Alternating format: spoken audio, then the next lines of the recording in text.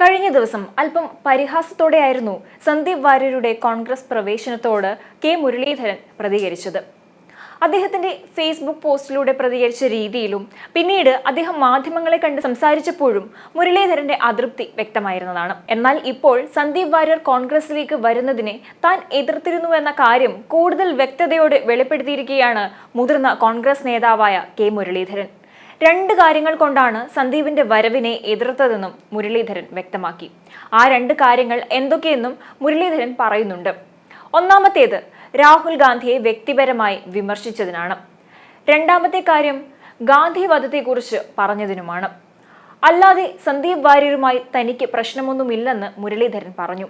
ഈ രണ്ട് കാരണങ്ങൾ കൊണ്ട് മാത്രമാണ് സന്ദീപ് വാര്യരുടെ വരവിനെ താൻ എതിർത്തത്. പക്ഷേ പാർട്ടി ഒരു നിലപാട് സ്വീകരിച്ചു. അദ്ദേഹത്തെ സ്വീകരിക്കാൻ തീരുമാനിച്ചു. ഇന്നലെ മുതൽ സന്ദീപ് വാര്യർ കോൺഗ്രസുകാരനായി. ഇന്ന് പാണക്കാട് സാദിഖ് അലി ശിഹാബ് തങ്ങളെ കണ്ടതു മുതൽ അദ്ദേഹം UDF-കാരനുമായി.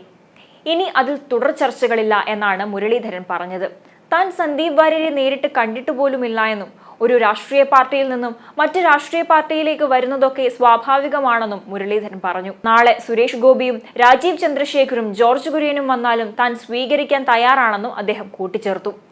സന്ദീപ് വാര്യരുടെ വരവ് TV-യിലൂടെയാണ് അറിഞ്ഞതെന്നും ആര് വന്നാലും ഇല്ലെങ്കിലും കോൺഗ്രസ് ശക്തമായി മുന്നോട്ടു പോകുമെന്നും സന്ദീപ് വാര്യർ വന്നില്ലായിരുന്നുവെങ്കിലും പാലക്കാട് കോൺഗ്രസ് ഉറപ്പായും ജയിക്കുമെന്നും മുരളീധരൻ പറഞ്ഞു. പാലക്കാട് തിരഞ്ഞെടുപ്പിനെ കുറിച്ച് നന്നായി പഠിച്ച ആളാണ് താനെന്നും 100% വിജയം ഉറപ്പെന്നും കെ മുരളീധരൻ വ്യക്തമാക്കി. ഓരോ രാഷ്ട്രീയ പാർട്ടിയിൽ നിന്നും വേറെ രാഷ്ട്രീയ പാർട്ടിയിൽ പോകുന്നതൊക്കെ സാധാരണ ജനാധിപത്യത്തിൽ പതിവുള്ള ഏർപ്പാടാണ്. അതിലത്രയും അത്ഭുതമൊന്നുമില്ല. അപ്പോൾ നാളെ സുരേഷ് ഗോപിയോ രാജീവ് ചന്ദ്രശേഖരനോ ജോർജ് കുര്യനോ കോൺഗ്രസിലേക്ക് വന്നാൽ ഞാനതിനെ സ്വാഗതം ചെയ്യും. BJP-യിൽ നിന്ന് ഇപ്പൊ ചില കൗൺസിലർമാർ വരുന്നുണ്ട് എന്നൊക്കെ വാർത്തയുണ്ട്. അതിനെയും ഞാൻ സ്വാഗതം ചെയ്യുന്നുണ്ട്. പക്ഷേ ഞാൻ സന്ദീപ് വാര്യരുടെ കാര്യത്തിൽ എനിക്ക് രണ്ട് ഒബ്ജക്ഷൻ മാത്രമേ ഉള്ളൂ. ഒന്ന്, അദ്ദേഹം ഗാന്ധി വധത്തിനെ ന്യായീകരിച്ചു. രണ്ട്, രാഹുൽ ഗാന്ധിയെ വ്യക്തിപരമായിട്ട് അദ്ദേഹം വിമർശിച്ചു. ഇപ്പോൾ വിമർശനം രണ്ട് രീതിയിലുണ്ട്. പൊളിറ്റിക്കൽ അറ്റാക്കും ഉണ്ട്, പൊളിറ്റിക്കൽ ക്രിറ്റിസിസവും ഉണ്ട്, പേഴ്സണൽ ക്രിറ്റിസിസവും ഉണ്ട്. ഇന്നലെ സന്ദീപ് വാര്യർ നടത്തിയത് പൊളിറ്റിക്കലാണ്. ആരെ സുരേന്ദ്രനെ പറ്റി അദ്ദേഹം പറഞ്ഞത് ഞങ്ങളും അംഗീകരിക്കുന്ന കാര്യം. അത് പൊളിറ്റിക്കൽ അറ്റാക്കാണ്. അത് 100% ശരിയാണെന്നാണ് ഞങ്ങളുടെ അഭിപ്രായം. പക്ഷേ രാഹുൽ ഗാന്ധിയെക്കുറിച്ച് അദ്ദേഹം പറഞ്ഞത് അതൊന്നുമല്ല.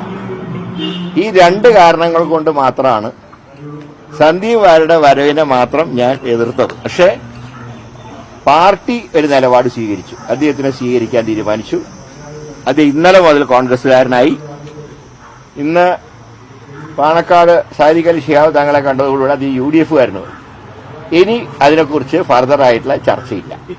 അല്ല, ഞാൻ പറയാം, ഇനി അതിനെക്കുറിച്ച് ഫർദർ ആയിട്ടുള്ള ചർച്ചയില്ല. കാരണം 20-ാം തീയതി പാലക്കാട് ഇലക്ഷനാണ്. അതുകൊണ്ട് തന്നെ ഇനി കോൺഗ്രസുകാരനായി മാറിയ UDF-കാരനായി മാറിയ സന്ദീപ് വാര്യരുടെ ഇന്നലെ മുതൽക്കുള്ള പ്രവർത്തനങ്ങളെക്കുറിച്ച് ഒരു ഒബ്ജക്ഷനും ഞങ്ങൾക്ക് ആർക്കും. കോൺഗ്രസ് മുങ്ങി താഴുമൊന്നുമില്ല. അതിപ്പോ ആര് വന്നാലും വന്നില്ലെങ്കിലും കോൺഗ്രസ് ശക്തമായിട്ട് മുന്നോട്ട് പോകും. പിന്നെ ഈ വരവും ഒന്നും വന്നില്ലെങ്കിലും കോൺഗ്രസ് പാലക്കാട് ഉറപ്പായിട്ട് ജയിക്കുകയായിരുന്നു. കാരണം അത് നന്നായി പഠിച്ച, പാലക്കാട് അസംബ്ലിയെ കുറിച്ച് നന്നായി പഠിച്ച ഒരാളാണ് ഞാൻ. 100% ഞങ്ങൾക്ക് വിജയം ഉറപ്പാണ് പാലക്കാട്.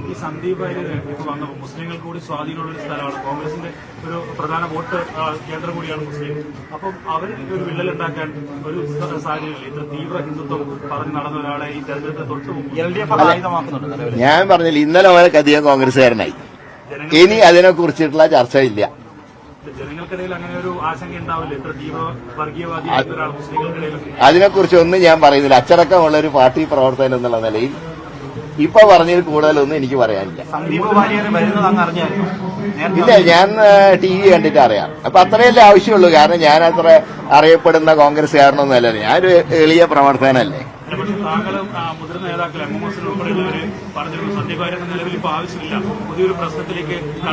അല്ല, ഞാൻ അതുകൊണ്ടാണ് ഈ രണ്ട് കാരണങ്ങൾ കൊണ്ടാണ് ഞാൻ എതിർത്തത്. അല്ലാതെ ഞാൻ സന്ദീപ് വാര്യരെ പേഴ്സണലായിട്ട് കണ്ടിട്ട് പോലുമില്ല.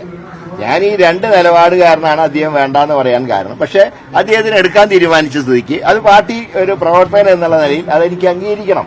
ഒരു അച്ചടക്കമുള്ള പാർട്ടി പ്രവർത്തനം എന്നുള്ള നിലയിൽ അത് അംഗീകരിക്കാൻ ഞാൻ ബാധ്യസ്ഥനാണ്. പാലക്കാട് തെരഞ്ഞെടുപ്പിൽ സന്ദീപ് വാര്യരെ കൊണ്ട് കോൺഗ്രസ് എന്തെങ്കിലും ഗുണമുണ്ടാവും? അല്ല, അത് പതിയെ വന്നില്ലെങ്കിലും ഉറപ്പായിട്ട് പാലക്കാട് ഞങ്ങൾ ജയിക്കും. വന്നില്ലായിരുന്നെങ്കിൽ ഞങ്ങൾ നല്ല ഭൂരിപക്ഷത്തിൽ ജയിക്കുക. ഇന്നലെ താങ്കൾ ആ ഫേസ്ബുക്ക് പോസ്റ്റ് അതിന് താഴെ വന്ന വസീഫ് ഉൾപ്പെടെ ഡിവൈഎഫ്ഐ നേതാക്കൾ താങ്കൾക്കൊരു സ്നേഹത്തിന് ചിഹ്നം നൽകിയിട്ടുണ്ട്. അത് വി ഡി സതീശൻ ഉദ്ദേശിച്ചായിരുന്നു താങ്കളുടെ ഫേസ്ബുക്ക് പോസ്റ്റ്. എനിക്ക് ഇഷ്ടപ്പെട്ടൊരു പാട്ട് അതിൽ ഇട്ടു എന്നല്ല, ഞാൻ ആരെങ്കിലും കുറിച്ച് എന്തെങ്കിലും പറഞ്ഞു. ഞാൻ നേരത്തെ ഇടാൻ തീരുമാനിച്ചാണ്. ഇത് രണ്ടും കൂടെ ഒന്നായി പോയി. അല്ല, അതിനെക്കുറിച്ച് ഞാൻ പറയുന്നില്ല. ഞാൻ അച്ചടക്കമുള്ള ഒരു പാർട്ടിക്കാരനാണ്, അതുകൊണ്ട് കൂടുതലൊന്നും പറയുന്നില്ല.